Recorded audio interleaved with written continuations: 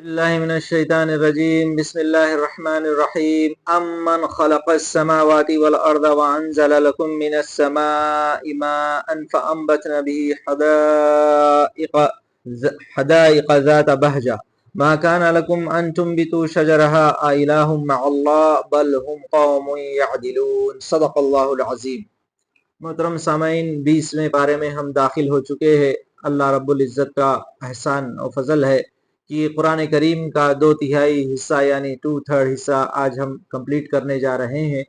अगला जो आखिरी हिस्सा है, आखिरी अशरा भी चल रहा है, उसमें बहुत सारे मज़ामीन बिल्कुल रिपीटेड आएंगे क्योंकि ज़्यादातर मक्की सूरतें हैं और कुरान का ये पैटर्न है कि जो मक्की सूरतें बयान हुई है उसमें पिछली कौमों का जिक्र और इसी तरीके से उनकी तकज़ीब अंबियाओं की दावत को लेकर और उन पर आए हुए अजाब और इसी तरीके से मोटी मोटी बातें, तौहीद एक अल्लाह की इबादत और इसी तरीके से रिसालत का इकरार करने की दावत और यौम आखिरत पर बड़ा जोर दिया गया है।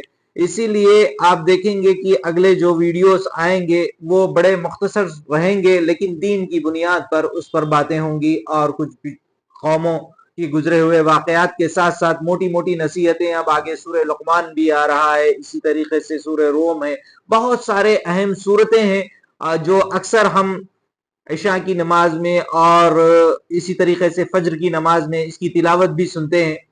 तो आइए अजीजान मोहतरम, बिना ताखिर करते हुए इस सूरत का जो मुख्तसर ओवरव्यू है मैं आपके सामने पेश करूंगा।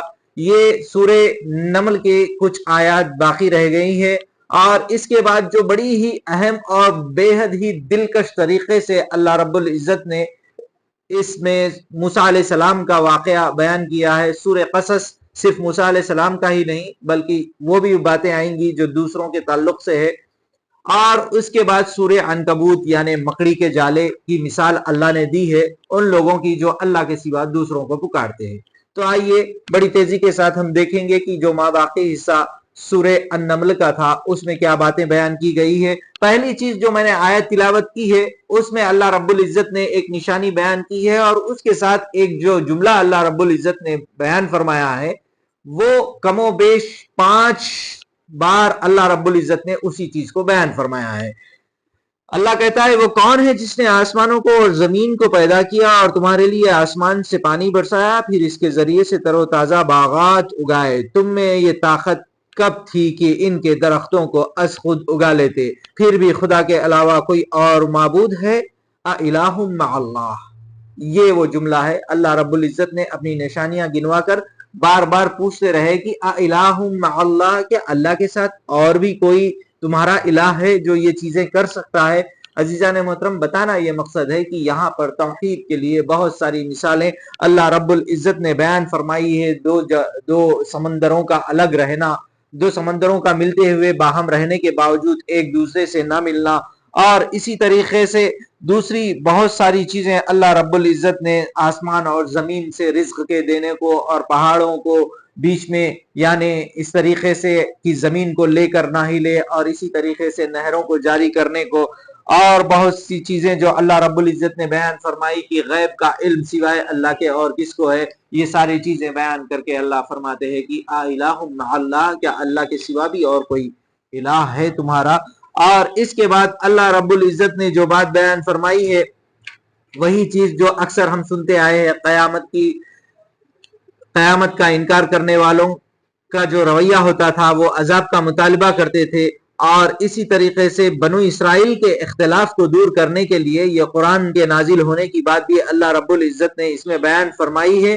और जो लोग इसको मानेंगे वही लोग जो इस पर ईमान लाएंगे और इसके फरमाबरदार जो लोग रहेंगे वही इससे हिदायत हासिल करेंगे। ये मानने वालों के लिए हिदायत और रहमत है। इस तरीके की बात इसमें अल्लाह रब्बुल इज़्ज़त ने कही है। और एक बड़ी ही अहम बात इसमें अल्लाह रब्बुल इज़्ज़त ने कही है कि मुर्दों, अंधों और बहरों को तुम नहीं सुना सकते। अजीजान मोहतरम, आप सोचिएगा, अंधा और बहरा होना अल्लाह रब्बुल इज़्ज़त के नजदीक एक तरीके का उज्र है माफी के लिए, क्योंकि वो अंधा था, बहरा था, उसे दिखाई नहीं दिया, उसे सुनाई नहीं दिया। लेकिन अल्लाह यहाँ पर उनकी पकड़ की बात कह रहे हैं। इसका माना यह है कि वो अक्ल के अंधे थे, वो आंख के नहीं, वो بصیر تو تھی، انہیں نظر تو تھی لیکن بصیرت نہیں تھی.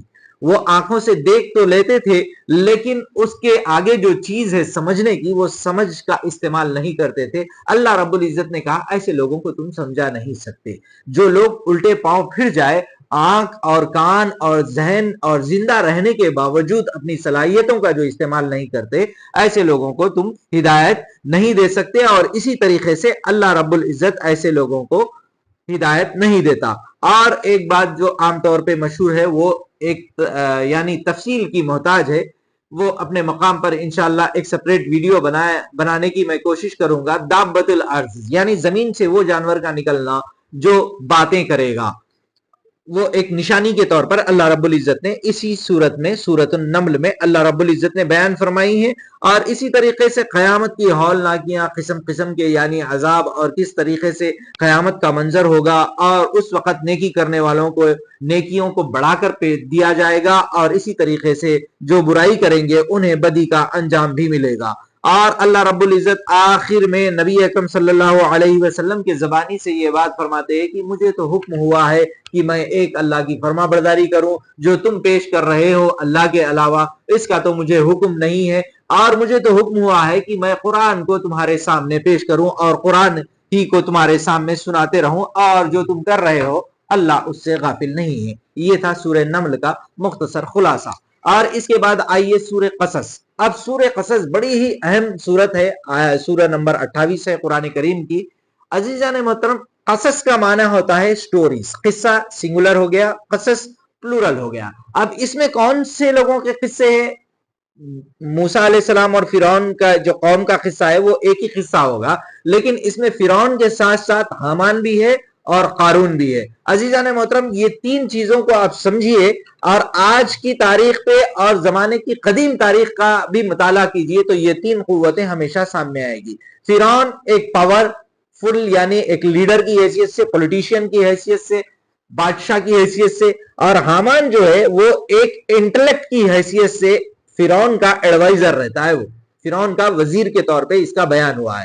اور یہ جو قارون ہے یہ فینانشل پاور یعنی فینانس، کیپٹل جسے ہم کہہ سکتے ہیں نا، کیپٹلسٹ. یہ قارون کا خزانہ، اس کے بارے میں آتا ہے کہ اتنی اسے دولت دی تھی کہ اس کی چابیوں کو اٹھانے کے لیے بھی ایک ٹیم ہوا کرتی تھی، یعنی کہ اتنا اس کے پاس اتنا ویلدی. یہ تینوں کا کمبینیشن ہمیشہ ملے گا جب عوام کو بیوقوف بنانا ہو یا پھر عوام کے اوپر ایک غلط چیز کے ذریعے سے حکومت کرنا ہو، تو یہ تینوں کی سانٹھ گانٹھ ہمیشہ رہے گی. یہ تاریخ میں بھی پہلے بھی ہوا تھا، آج بھی ہوا ہے اور آگے بھی ایسا ہوگا. اور اسی کے یہی لوگ رہیں گے انٹلیکٹس. اسی طریقے سے انٹلیکٹس یعنی اپنے ذہن کا غلط طریقے سے استعمال کرنے والا حامان، اور فرعون جابر صرف اسے حکومت سے مطلب رہے گا اور اس کے لیے وہ کچھ بھی کرے گا. اور اسی طریقے سے قارون یعنی ویلدیسٹ کیپٹلسٹ ہمیشہ رہیں گے. تو آئیے یہ سورہ قصص میں اللہ رب العزت پہلے ہی شروع ہوئی میں بتاتے ہیں کہ آؤ ہم تمہیں سناتے ہیں سورہ قصص میں فرعون کا قصہ. اور اللہ فرماتے ہیں، بالکل غور سے سنیے گا عزیزان محترم، وَنُرِيدُ أَن نَّمُنَّ عَلَى الَّذِينَ اسْتُضْعِفُوا فِي الْأَرْضِ وَنَجْعَلَهُمْ أَئِمَّةً وَنَجْعَلُهُمُ الْوَارِثِينَ وَنُمَكِّنَ لَهُمْ فِي الْأَرْضِ وَنُرِيَ فِرْعَوْنَ وَهَامَانَ وَجُنُودَهُمَا كَانُوا خَاطِئِينَ. کانو ما يحذرون، معاف کیجئے گا، دوسری جگہ کانو خاطئین ہے، یہاں پہ وجنودہما منہم ما کانو یحذرون. اللہ فرماتے ہیں کہ ہمارا ارادہ تھا وَنُرِيدُ أَن نَّمُنَّ عَلَى الَّذِينَ اسْتُضْعِفُوا فِي الْأَرْضِ، کہ جو لوگ ستائے گئے ہیں زمین میں، جن کے ساتھ ظلم ہوا ہے، ان کو اللہ رب العزت نوازنا چاہتے ہیں، ان کا ارادہ ہے. اور نجعلہم ائمۃ ونجعلہم الوارثین، لیڈرشپ دینا چاہ رہے اللہ رب العزت.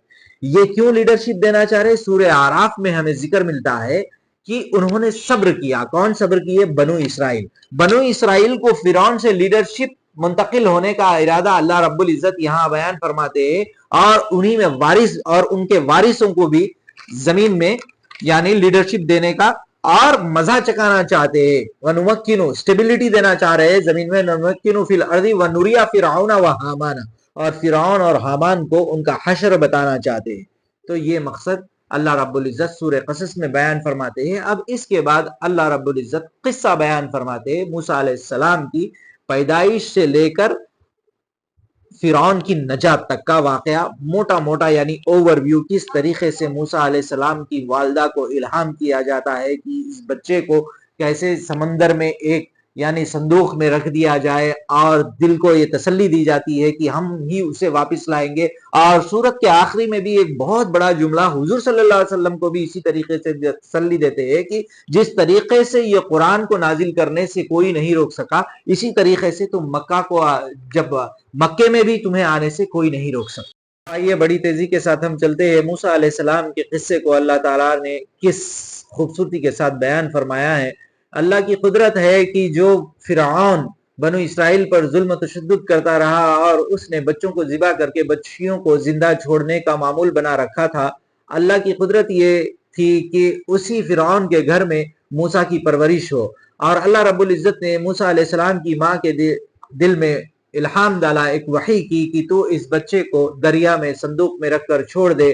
اور جب وہ چھوڑتی ہے پھر اپنی بچی کو یعنی موسیٰ علیہ السلام کی بہن ان کے پیچھے جاتی ہے، اور فرعون کی بیوی جن کا روایتوں میں ہمیں نام ملتا ہے آسیہ بنت کچھ یاد نہیں ہے، بہرحال ان کا نام آسیہ تھا، انہوں نے اس بچے کو گود لیا اور اسی طریقے سے وہ فرعون کے محل میں ہی پرورش پاتے رہے، یہاں تک کہ وہ بالغ ہو گئے۔ بالغ ہونے سے پہلے جب بالکل ہی شیر خواری کے دور میں ماں کا دل پسیج جاتا ہے اور وہ بے چین اٹھتی ہے، اللہ نے پہلے ہی وعدہ کیا تھا کہ ہم اسے واپس لائیں گے، تو موسیٰ علیہ السلام جب تمام عورتوں کا دودھ پینے سے انکار کر دیتے ہیں، ان کی بہن کہتی ہے کہ میں ایک عورت کو جانتی ہوں جو اس کی خیر خواہ ہے۔ اللہ رب العزت نے ایسا بہترین انتظام فرمایا کہ وہ بچہ موسیٰ علیہ السلام پھر اپنی ماں کے پاس واپس لوٹ آتا ہے، اور اسی طریقے سے جب وہ بالغ ہوتے ہیں، بالغ ہونے کے بعد ایک قبطی یعنی فرعون کی قوم کا شخص بنو اسرائیل کے قوم کے آدمی سے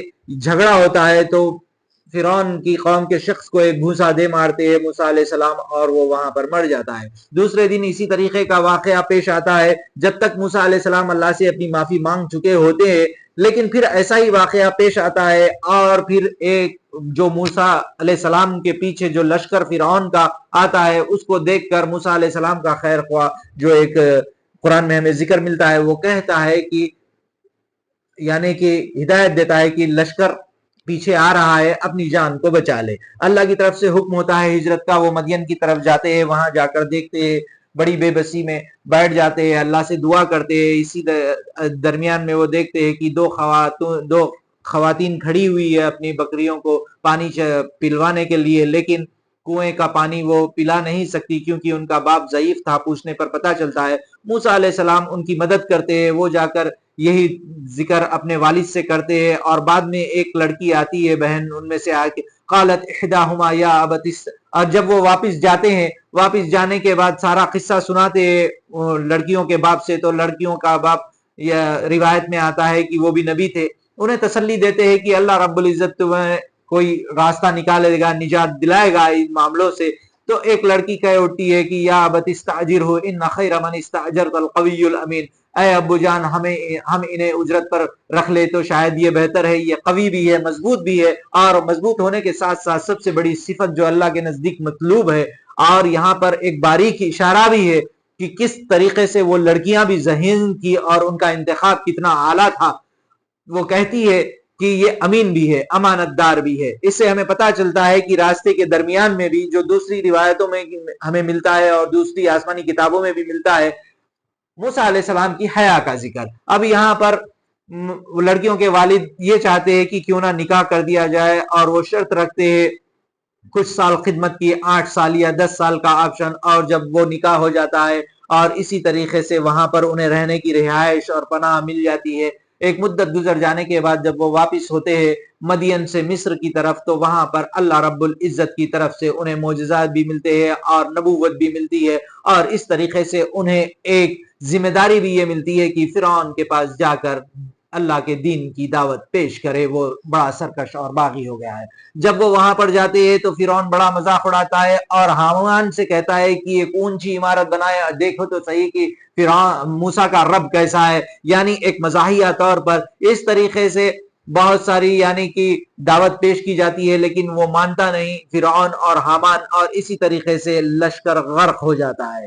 اور یہاں پر پھر قارون کا بھی ذکر ہمیں اس صورت میں ملتا ہے کہ اس کی شان و شوکت کا یہ عالم تھا کہ اس کے خزانہ، جیسا آج بھی ہم سنتے ہیں نا کہ قارون کا خزانہ، کیوں؟ کیونکہ قرآن میں اس کا ذکر اس طریقے سے ملتا ہے کہ اس کی چابیوں کو اٹھانے کے لیے ایک جتھا یعنی ایک گروپ کی ضرورت پڑتی تھی، اتنی وزندار تو محض اس کی چابیاں تھی، تو خزانے کا عالم کا اندازہ آپ لگائیے۔ اس کی شان و شوکت کو دیکھ کر دنیا پرست لوگ یہ یعنی کہ یہ خواہش کرتے تھے کہ زندگی ہو تو اس کے جیسی ہو۔ دوسری طرف ان لوگوں کا بھی ذکر ہے جو یہ دیکھ کر اللہ سے پناہ چاہتے تھے کہ اللہ رب العزت ان کے اندر صبر کی وہ دعا کرتے تھے، اور دنیا تو بس ایک عارضی چیز ہے، اس طریقے کی باتیں ہمیں ملتی ہے۔ اور وہ بھی جو قارون تھا وہ بھی اپنے ظام میں مبتلا ہو گیا، اور وہ یہ کہنے لگا کہ اللہ کا رحم فضل کچھ بھی نہیں ہے، بس اپنی صلاحیت اور اپنی خوبی پر وہ اترانے لگا، اور اس پر بھی ایسا عذاب آیا کہ سارا کا سارا مال اور ساری کے سارے لشکر اس کا بھی دفن ہو گیا۔ تو عزیزان محترم، یہ تھا۔ اس کے بعد اللہ رب العزت اس قصے میں موسیٰ علیہ السلام کے ذریعے حضور اکرم صلی اللہ علیہ وسلم کو تسلی دے رہے ہیں کہ بڑے بڑے یعنی تونگر اس دنیا میں گزرے، اور اس طریقے سے بڑے بڑے لوگوں کی بادشاہی چلی، جو تم اترا رہے ہو۔ قریش کے سرداروں کو بھی یہ دعوت دی گئی ہے کہ اس کی کوئی حیثیت نہیں، اور اسی طریقے سے ہجرت کرنے کی جو نوبت آ رہی ہے اس پر بھی اللہ رب العزت انہیں یہ تسلی دیتے ہیں کہ وعدہ ہے تم سے کہ جس اللہ نے قرآن نازل فرمائی ہے، تمام تر مخالفتوں کے باوجود وہ اللہ تمہیں واپس بھی لائے گا اس مکہ میں عزت کے ساتھ۔ اس طریقے کے مفہوم میں ہمیں بات ملتی ہے۔ تو عزیزان محترم، یہ تھا سورہ قصص کا مختصر سا واقعہ، جس میں یہ بتایا گیا ہے کہ اللہ رب العزت حق کا ساتھ دیتے ہیں اور گھبرانے کی کوئی ضرورت نہیں۔ اس طریقے کی بات ہمیں سورہ قصص سے نصیحت کے طور پر ملتی ہے، اللہ کے نبی کو تسلی بھی ملتی ہے۔ اب آئیے آخری سورت سورہ عنکبوت جو اس پارے میں ہے، اس کا مختصر سا حصہ ہمیں ملتا ہے۔ اس میں بھی بہت سی چیزیں وہی ہے، لیکن ایک بڑی اہم آیت جو ہم اکثر سنتے ہیں کہ اللہ تعالیٰ نے تم نے یہ کیا سمجھ رکھا ہے کہ کیا تم یہ کہہ دو گے کہ ہم ایمان لائے ہیں اور تم بخشے جاؤ گے یا چھوڑ دیے جاؤ گے؟ نہیں، آزمائش ہوگی، ضرور ہوگی۔ پچھلے قوموں کی بھی آزمائش ہوئی ہے اور تمہیں بھی آزمائش ہوگی۔ ٹیسٹ اینڈ ٹرائلز، یہ اللہ رب العزت کی سنت ہے۔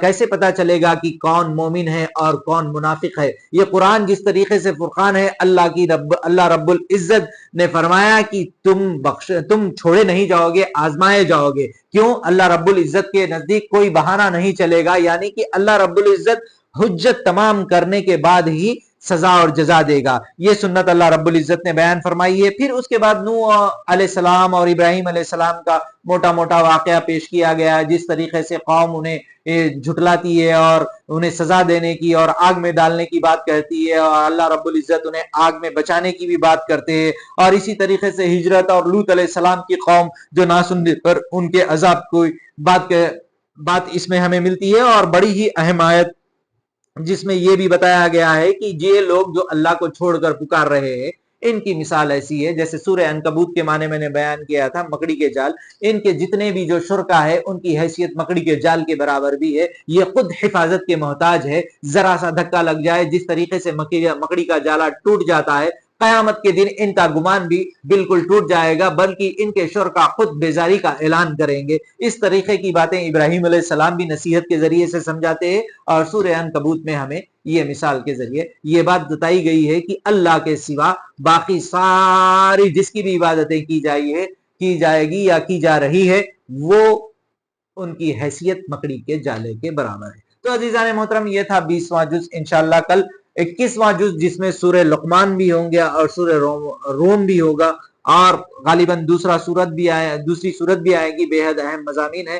اجازت دیجیے مجھے کل تک کے لیے، انشاءاللہ میں آپ کی خدمت میں پھر حاضر ہوں گا۔ جب تک کے لیے اجازت، جزاک اللہ خیر، وآخر دعوانا ان الحمدللہ رب العالمین۔ السلام علیکم۔